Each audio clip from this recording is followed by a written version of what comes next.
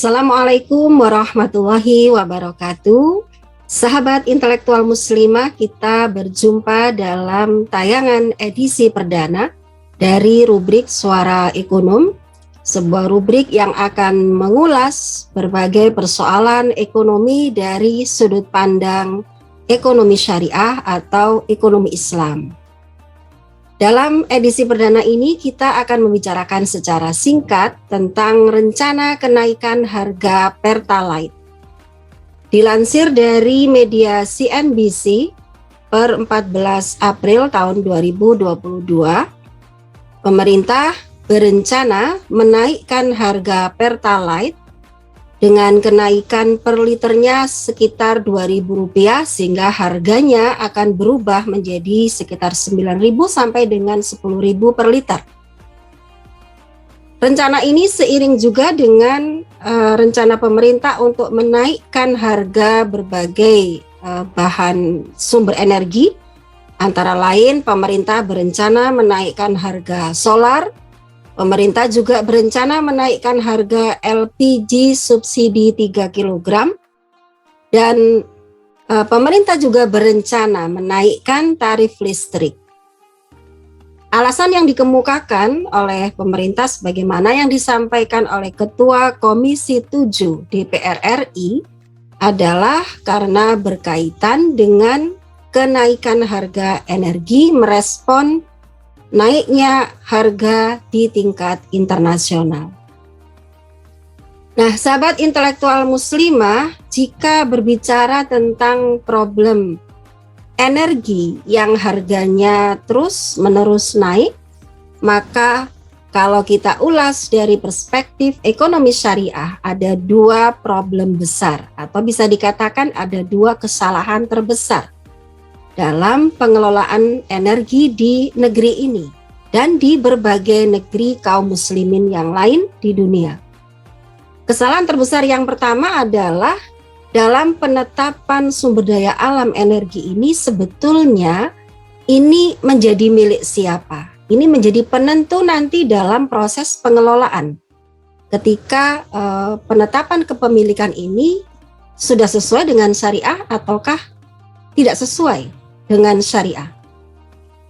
Kesalahan terbesar yang kedua adalah dalam konsep pengelolaannya ketika energi hari ini dijadikan sebagai public service good atau kebutuhan pokok massal yang untuk memperolehnya masyarakat harus mendapatkannya sebagaimana barang privat. Artinya tidak dibedakan antara sekalipun dikatakan kebutuhan pokok massal, namun tidak dibedakan regulasinya dengan kebutuhan privat yang lain, yang masyarakat untuk mendapatkannya harus membayar sejumlah harga tertentu. Nah, itu adalah dua kesalahan terbesar dalam konsep pengelolaan energi sehingga terus-menerus terjadi upaya untuk menaikkan harganya karena ada berbagai faktor pertimbangan dalam pengelolaannya, memperhatikan profit and loss dari BUMN, memperhatikan aspek efisiensi, apakah cost-nya sejalan dengan revenue, pendapatan, sehingga nanti ada keuntungan ataukah malah terjadi kerugian. Nah, ini adalah dampak-dampak lanjutan yang muncul karena dua kesalahan terbesar dalam pengelolaan itu. Nah, sahabat intelektual muslimah, kalau kita kaji menurut sudut pandang ekonomi syariah, maka ada dua regulasi yang telah diberikan dalam sudut pandang syariat Islam. Yang pertama, dalam penetapan energi ini, maka sumber daya alam yang diciptakan Allah dalam jumlah yang melimpah ini sebetulnya adalah milik masyarakat luas. Sebagaimana hadis Rasulullah, bahwasanya Rasulullah bersabda, al-muslimuna syuraka'u fithalas, al-ma'u wal-kala'u wan-nar. Kaum muslimin, umat manusia, mereka berserikat dalam tiga hal, yaitu air, padang gembalaan, dan api. Nah, dalam bentuk-bentuknya ini salah satunya adalah berupa sumber daya alam yang menjadi sumber energi. Sehingga karena ini menjadi milik masyarakat luas, tidak boleh ada penetapan profit dalam pengelolaannya. Mengapa demikian? Karena sejatinya masyarakat luas adalah pemilik dari sumber daya alam energi yang telah diciptakan Allah di muka bumi ini.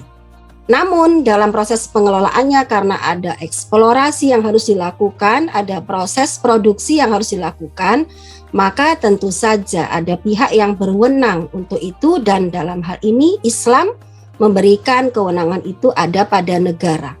Yang dipraktekkan kalau dalam konteks bernegara menurut Islam, maka yang mengatur itu semua adalah negara khilafah Islam yang mengatur bagaimana proses produksi sampai dengan proses pendistribusiannya dengan mengedepankan prinsip bahwa ini adalah milik rakyat, milik masyarakat, sehingga merekalah yang paling berhak untuk memanfaatkannya karena mereka adalah pemilik sebenarnya. Nah, yang kedua, untuk bisa melakukan distribusi dengan baik dan dengan adil, maka tentu saja butuh kemandirian dari negara. Dimulai dari pengelolaan, penguasaan terhadap teknologi, sampai dengan pengaturannya yang diatur berdasarkan syariat Islam. Sehingga dengan kemandirian itu, maka tentu saja negara tidak perlu mempertimbangkan bagaimana situasi pasar internasional. Apakah harga di luar naik ataukah harga di luar turun? Karena dalam hal ini hubungan ekspor dan impor dalam Islam itu dilandasi oleh prinsip dakwah Islam, bukan dalam rangka mengumpulkan devisa yang sebanyak-banyaknya. Dengan kemandirian negara tadi, negara sama sekali tidak membutuhkan mata uang dari negara lain. Negara tidak memiliki ketergantungan untuk mengumpulkan mata uang dari negara lain dalam rangka membayar hutangnya. Nah, mungkin itu nanti kita bisa bahas di lain waktu. Mengapa negara tidak membutuhkan mengumpulkan devisa sebanyak-banyaknya. Nah, dengan kemandirian negara ini, maka tentu saja tadi apapun situasi di pasar internasional sama sekali tidak menjadi pertimbangan negara ketika dia mendistribusikan energi ini ke tengah-tengah masyarakat.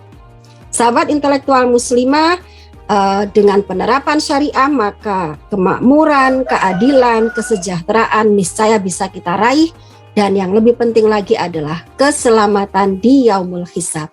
Wallahu a'lam bishawab. Assalamualaikum warahmatullahi wabarakatuh.